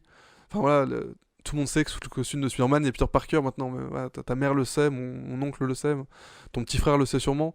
Alors qu'il y a quelques années c'était pas aussi vrai. Avant l'essor vraiment du film de super-héros et de Spider-Man, il a quand même été à l'avant-garde, parce que je me souviens des films de Sam Raimi. Exactement, c'est ça. C'est pour ça que je prends cet exemple-là, parce que c'est vraiment le film qui a démocratisé le genre du super-héros au cinéma. Les films de Sam Raimi, ils ont ouvert la porte au cinéma de super-héros. Les X-Men sont arrivés juste après, et après Marvel a défoncé les portes et est arrivé avec son calendrier MCU. Et du coup, là, quand je dis nouvelle mythologie moderne, je parle vraiment de ce qui va être plus de ce qui va être créé que ce qui a été créé en fait. Je m'intéresse à ce que moi les œuvres que j'ai connues en grandissant, pour essayer de questionner qu'est-ce que ça va donner après en fait. Est-ce que la boucle c'est fini? Est-ce que voilà, maintenant on a un principe qui marche et ça va juste tourner en rond? Ou est-ce que le cercle va s'élargir en fait comme il l'a fait depuis toutes ces années? Là on est parti quand même de les 12 travaux d'Hercule et maintenant on arrive à Superman contre Darkseid. Enfin c'est... L'évolution pourtant est linéaire finalement, mais juste il n'y a pas un seul embranchement en fait. Les choses viennent s'y ajouter, voilà, Superman c'est un condensé de récits bibliques et de récits gréco-romain. Et finalement, voilà, c'est comme ça, la culture, elle absorbe les choses, en fait. C'est comme un énorme... c'est pas un trou noir, mais c'est comme un énorme aspirateur qui va prendre tout autour de lui pour le condenser et créer de nouvelles choses. Et il faut soutenir cette création dans tous les sens du terme, mais faut pas juste se contenter de la consommer, en fait, comme les gens ont pris l'habitude de le faire. Voilà, faut pas dire il y a un nouveau Marvel, j'y vais, c'est voilà, il y a un nouveau Marvel, est-ce qu'il va être intéressant à regarder, voilà, qu'est-ce qu'il raconte en fait ce Marvel là par rapport aux autres. Esprit critique. C'est ça, faut développer l'esprit critique. Faut essayer de comprendre les films plutôt que juste d'aller les voir bêtement en se disant voilà, c'est un Marvel, je vais le voir pour comprendre le suivant. Faut essayer de comprendre pourquoi ce Marvel là et qu'est-ce que sont ses spécificités. Sinon là, on tombe dans l'industrie, on tombe dans le commercial, on tombe dans le film, film fait pour l'argent, et c'est triste parce que c'est pas forcément le cas. Derrière chaque film, il y a forcément des créateurs qui, à un moment ou à un autre de la boucle de création, qui ont voulu mettre quelque chose dedans. Et donc, autant les critiques qui dénigrent ces films sont bêtes, autant ceux qui foncent dedans et qui les défendent bêtement juste parce que c'est leur héros de favori, il y a aussi un côté un peu dommage. Faut trouver un juste équilibre entre les deux, parce que ce sont des films qui sont faits pour l'argent, mais où il y a quelque part dans le scène de création quelqu'un qui veut raconter quelque chose. Il faut trouver le juste milieu, voilà, faut pas trouver C'est pas une question de trouver le juste milieu, c'est juste faire ni l'un ni l'autre en fait. C'est Bah, juste, c'est- c'est même pas, c'est Je même pas savais trouver pas une aussi radical, Philippe. Non, c'est juste. D'habitude, c'est moi le. Ça m'arrive d'être radical aussi. Et voilà, faut pas tomber dans le Scorsese qui dit que voilà, les films Marvel c'est de la merde et que ça sert à rien. C'est pas vrai, encore une fois, chaque film a son importance, mais il faut essayer de la comprendre, l'importance des films Marvel dans le système de création que Bob Feige a mis en place. Et même si voilà, Disney est en train d'étendre son empire et que ça peut faire peur, parce que finalement ils sont en train de racheter plein de licences. Enfin voilà, c'est vrai que les gens aient peur que dans 10 ans tous les films soient postés chez Disney, parce que là c'est quand même une formule. Moi, c'est pas tant ça qui me fait peur, parce que après, c'est une structure capitaliste d'arracher des choses et tout. Non, mais Oui, bien sans sûr. vouloir faire mon marxiste, tu vois. Mais c'est un peu la logique des studios soit tu grandis et tu rachètes tes concurrents, soit tu meurs et tu te fais racheter, en fait. C'est un peu ça. Ouais, ça, Pour c'est sûr. survivre. Mais moi, ce qui me gêne un peu, c'est en termes d'hégémonie culturelle, en termes de Ouais. comment tu représentes les choses. Que des studios se mettent à copier Disney comme l'a fait la Warner, parce que ça devient la norme, parce que c'est comme ça qu'il faut faire. Ça m'embête un peu plus que Disney qui Ouais. rachète la Fox. Non, c'est ça. Et ça exactement. va de pair avec l'absence de prise de risque et un Exactement, affadissement exactement. total de l'offre artistique. Exactement. Si tant est qu'on puisse encore la qualifier d'artistique au bout d'un moment. Et du coup, en bout de chaîne, le spectateur, il perd. Parce que moi, je préfère parler de spectateur, même si on est tous dans des logiques de consommation de plus ou moins effrénées. Mais je trouve que à force d'uniformiser les intrigues, uniformiser même les séquences de baston, en fait. Voilà. Moi, je trouve que c'est ça le risque, et ça serait dommage que dans 10 ans, ça devienne la norme. Non, mais t'as tout à fait raison, et effectivement, c'est pour ça que quand Disney confie des films à des auteurs, là, par exemple, le prochain Doctor Strange 2, il sera confié à Sam Raimi. On a envie de voir ça, parce qu'à la base, voilà, les Evil Dead, c'est quand même lui. Dans Spider-Man 2, il y a quand même voilà, la scène du réveil d'Octopus, c'est une scène de Sam Raimi, quoi. On sent sa patte. Et il faut justement aller dans cette direction et pas juste prendre des yes man qui font des films parce que ils obéissent pas. Faut pas obéir aux ordres du studio. Il faut que les studios arrivent à prendre des risques en offrant des films comme ça à des auteurs, en fait. Il faut que le cinéma d'auteur et le cinéma grand public, qui sont souvent de face d'une même pièce, en fait, finalement. Et justement, cette pièce, c'est Spielberg, voilà, c'est le mec qui va te sortir Pentagon Papers et le lendemain il te sort Ready Player One, les deux ont été produits au même moment, en fait. C'est pour ça que je prends ces exemples-là.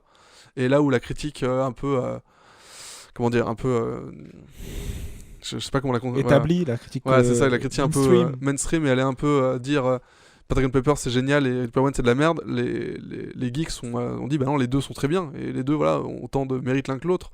Après, t'as le geek cynique qui est moi, qui dit que Ready Player One c'est super et Pentagon Paper, et bah, c'est moins bien. Voilà, et après voilà, après voilà, c'est les goûts. Alors là, on effectivement. peut décliner en Non, 50 bien sûr, c'est nuances. ça. Là, je prends un exemple Non, un peu bateau, notre encore une fois, nombre de mais. nuances. Non, mais c'est symptomatique. C'est vrai que Exactement. quand t'as Spielberg qui sort Pentagon Paper puis Ready Player One, je crois que c'est dans cet ordre-là, non? Ouais, c'est ça.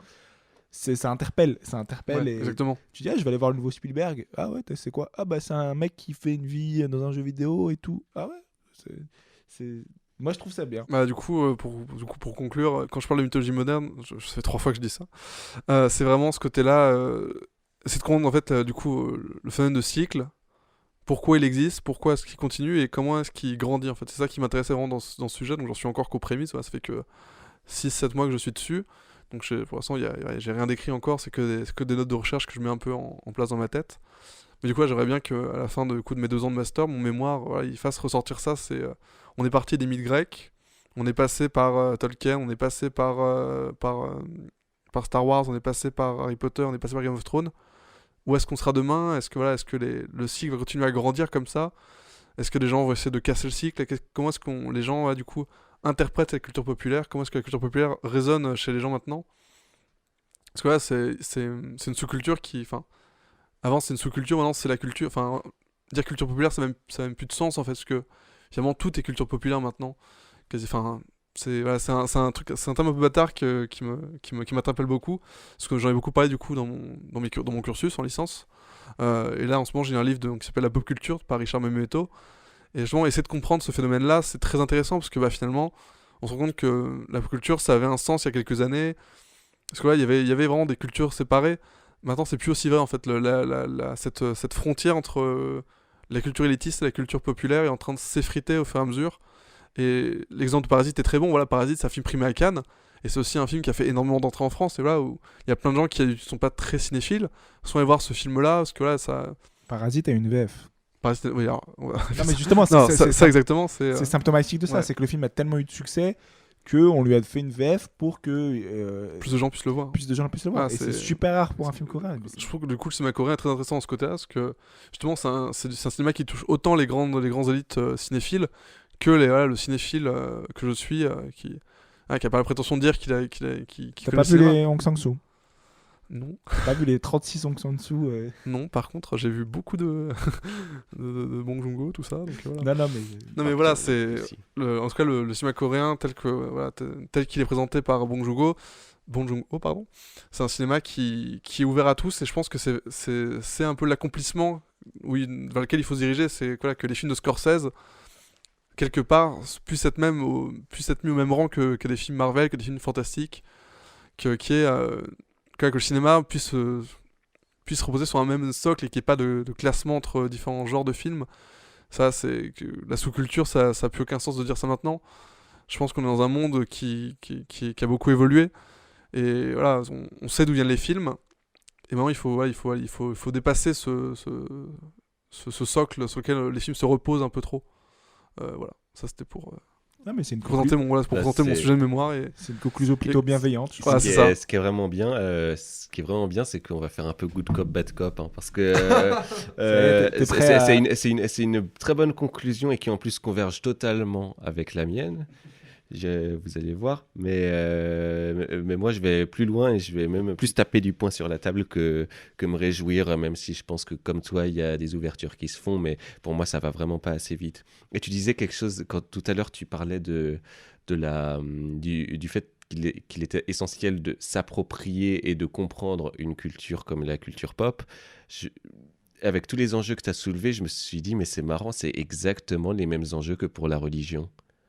Le côté universaliste pas seulement le côté universaliste, mais l'importance de comprendre le sens profond de quelque chose, pas le régurgiter comme des évangéliques par exemple, tu vois, de travailler les textes, de faire l'exégète, ou même juste de comprendre comment est-ce que certaines choses s'adaptent à un contexte aussi, un contexte spatio-temporel, entre autres spatio-temporel, entre autres il y a d'autres facteurs au contexte, enfin à l'ici et maintenant.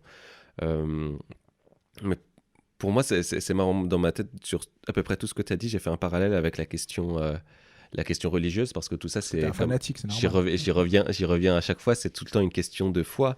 Et comme je le disais tout à l'heure, l'humanité a démontré plus d'une fois le lien très fort qui existait entre son besoin de spiritualité, d'une part, et son besoin de mythe, et par le mythe, d'imaginaire et de spectaculaire. Et le cinéma, quant à lui, il a démontré qu'il avait la capacité de répondre à ces deux besoins. Aux besoins du mythe, par tous les exemples dont on parle depuis tout à l'heure, les sagas, Seigneur des Anneaux, Star Wars, Game of Thrones, Marvel, même hors saga, Ready Player One. Et parallèlement à ça, le cinéma a aussi plusieurs fois répondu aux besoins de spiritualité, comme ça a été fait par de grands cinéastes plus confidentiels, dont les premiers qui me viennent à l'esprit seraient par exemple Andrei Tarkovsky ou Béla Tarr, et dont les œuvres offrent des expériences profondément spirituelles aux spectateurs. J'en oublie d'autres, mais c'est les... ils sont plus tellement confidentiels, ceux-là, maintenant. Oui, enfin, c'est pas grand public non plus. Non, c'est pas grand tout le monde regarde pas du Tarkovsky ou du... Mais c'est pas Zwolski, par exemple. C'est pas les réalisateurs de Possession. Ah, Żuławski. Excuse-moi, Andrzej Żuławski. Andrzej Żuławski. Bref, pardon. Fin de C'est juste parenthèse. pour l'exercice de la langue. Euh, Mais maintenant, si ça peut permettre de terminer cette émission sur une ouverture, je pense que le cinéma sera jamais au maximum de ses capacités tant qu'il n'aura pas rétabli ce lien originel entre spirituel et spectaculaire. Et un peu à l'image du yin et du yang, je trouve qu'un film est finalement plus spirituellement impactant quand il a une dimension spectaculaire et plus spectaculaire quand il a une dimension spirituelle. C'est ce que j'adore tout particulièrement dans les films, par exemple, de Alfonso Cuarón, notamment Les Fils de l'Homme et Gravity. Dans le cinéma de Denis Villeneuve aussi, et plein d'autres films que je porte vraiment dans mon cœur pour cette raison, Le Voyage de Chihiro, Gladiator, la liste est longue. Mais pour en revenir aux mythologies modernes, je pense que lorsque nous, spectateurs, on partage les aventures de la communauté de l'anneau, des Jedi, des Sith, ou des Stark, ou des Targaryens, ou des Lannister, que sais-je, on a évidemment l'instinct de s'identifier à ces personnages, au destin légendaire, parce qu'ils deviennent comme un autre moi qui nous dépasse, qui nous offre une chance de nous projeter dans une existence moins banale que celle qui nous est donnée. Et c'est pour moi la vertu du spectaculaire du mythe, c'est nous proposer une connexion avec l'infiniment grand, et bien évidemment, j'ai énuméré certains univers de fiction, mais on peut dire exactement la même chose pour les super-héros. Seulement, j'y reviens, le spectaculaire ne fait pas tout. Et c'est la principale critique que j'ai personnellement à formuler envers notamment le MCU, l'univers cinématographique Marvel, et qui fait que je ne suis pas plus friand de la saga que ça, c'est que je me sens beaucoup trop à distance des héros. Il n'y a absolument aucun sentiment d'intimité qui émane de ces œuvres, et on est toujours... Tout est toujours en fait extrêmement policé, extrêmement convenu, horizontal, vertical, et c'est un peu comme si on avait une vitre incassable qui nous séparait de cet univers et qui nous rappelait finalement qu'il ne sera jamais le nôtre et que ses aventures ne seront jamais les nôtres et qui en fait nous remet à notre place, ce que moi personnellement j'aime pas trop. Et à l'inverse, j'avais adoré un film beaucoup plus confidentiel qui était Freaks de Zach Lipovsky et Adam B. Stein. Attends, c'est Oui. un très grand film, moi je trouve. Très grand film aussi, je pense. Il a même pas eu de sortie en salle, pour te dire. Voilà, il a pas, en France en tout cas, il n'a pas eu le privilège d'avoir une sortie en salle, et ce qui est dommage. Extrêmement. Et c'est un film indépendant américano-canadien excellent. Excellent, oui. Et moi, je trouve que même si ce film était évidemment moins ambitieux, mais au regard de son budget quand même très ambitieux, il y avait cette intimité qui rendait l'expérience artistique infiniment plus spectaculaire, finalement, dans la mesure où je me suis senti aspiré dedans et où on avait un sentiment de connexion presque spirituelle avec les personnages. Et je suis d'accord, c'est un truc qui manque, et quand tu parles de faire tomber un peu ces catégories, je pense que c'est justement vers ce résultat que ça permettrait de tendre. Et je pense que si on est bloqué là-dedans, je l'ai dit plusieurs fois pendant l'enregistrement, là, c'est avant tout la faute de la machine à fric hollywoodienne, où la prise de risque doit être évitée à tout prix pour des critères de rentabilité. Parce que quand faire le pari d'une intimité artistique comme d'autres types de paris, mais moi c'est ce qui m'est le plus cher. Quand l'univers il coûte 200 millions de dollars, c'est prendre un risque énorme, et le risque, pas question, quoi. La morale de toute cette histoire, pour moi, c'est la suivante, c'est qu'il faut vraiment arrêter de compter sur Hollywood pour créer les mythes d'aujourd'hui. Et au-delà de ça, je pense que l'humanité n'a jamais autant atteint le sublime que lorsqu'elle a allié le spirituel au spectaculaire. Ça vaut pour l'architecture, ça vaut pour notre chère Notre-Dame, par exemple, mais ça doit valoir aussi pour le cinéma. Voilà. Question qui restera sans réponse. C'est pas une question. Là aussi, ça doit valoir, non? C'était pas un... Non, je sais pas. Non, c'est pas. C'est une affirmation. D'accord, ok. Je pense que, quand on voit ce que l'humanité a été capable de créer d'absolument incroyable en alliant le spirituel au spectaculaire, on voit qu'il y a eu des exemples de films aussi, des films de Cuarón, les films de Villeneuve par exemple. Je me dis, mais fonçons dans cette direction, quoi. Moi, c'est ce que je veux. Mais du coup, Philippe, une conclusion? Il me reste à remercier Elliot de nous avoir accompagnés pour ce 2e épisode. Merci Elliot. Merci à vous deux de m'avoir invité pour cette émission, ça m'a fait beaucoup plaisir de la faire. J'espère que j'ai dit des trucs intéressants et que ça vous aura plu. Oui. Et j'ai hâte de voir la première et de voir la suivante après moi. Tu veux dire écouter? Bah oui, écoutez, tout à fait, mais oui, c'est un podcast en plus. Et nous aussi, on a très hâte. Voilà, je tiens à remercier aussi Alan pour l'enregistrement et sa contribution au débat. Merci Alan. Merci Philippe. À la prochaine édition. Remercier l'association Cinéco de l'université Gustave Eiffel et évidemment remercier tous les auditeurs de nous avoir écoutés. La prochaine édition de notre podcast concernera la représentation des maladies mentales dans le cadre du cinéma fantastique. D'ici là, voilà, gros bisous!